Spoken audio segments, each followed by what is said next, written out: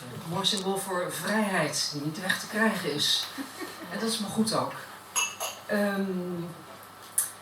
Wat wil ik omarmen? Ik wil omarmen de luxe die ik hier heb om mijn stem te laten horen. Om te schrijven en om te zeggen wat ik wil zeggen. Ik las onlangs een interview met een jonge vrouw in de Observer. En zij woont in Afghanistan. En zij heeft die vrijheid niet. En met haar woorden heb ik een gedicht geschreven.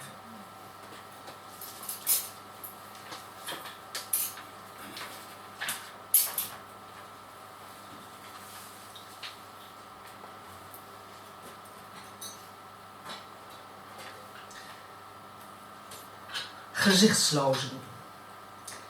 In de stilte van haar huis lichtte zij haar sluier op, sloot haar ogen en sprak tot mij. Ik dwaal door dichte mist, verstikkend en donker. Met open ogen zie ik niets dan eindeloze leegte.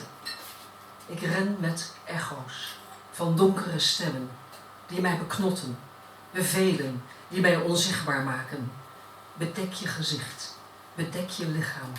Spreek niet, lach en zing niet. Voed, broed en buig je hoofd. Geen richting, geen uitweg. Gevangen in een wereld waarin dromen zijn verstikt en toekomst een schaduw is.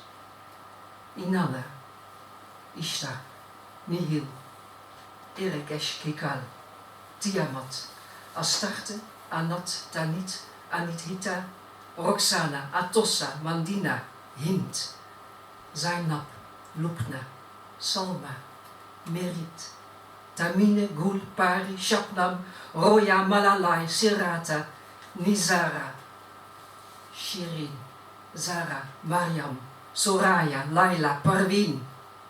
Leraressen, artsen, ontwerpsters, juristen, schoonmaaksters, kapsters, studenten, journalisten, vroedvrouwen, naaisters, secretaressen. Duizenden blauwe burka's fluisteren. Wakkeren woeden aan pen en stem. Ik pak mijn wapens op. Vrouw, leven, vrijheid.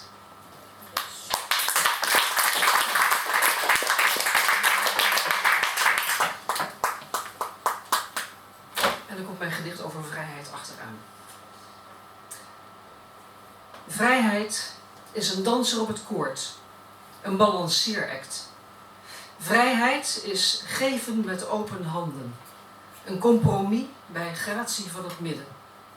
Een huis met open deuren. Bezieling zonder berekening.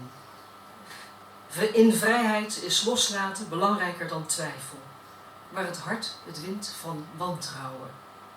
Een samen zoeken en bouwen. Een kathedraal van vertrouwen. Waar moed dieper gaat dan haat. Vrijheid is de kwetsbaarste kracht. Maar niets noodzakelijker dan dat.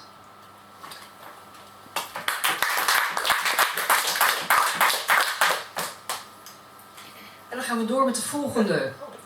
Ja.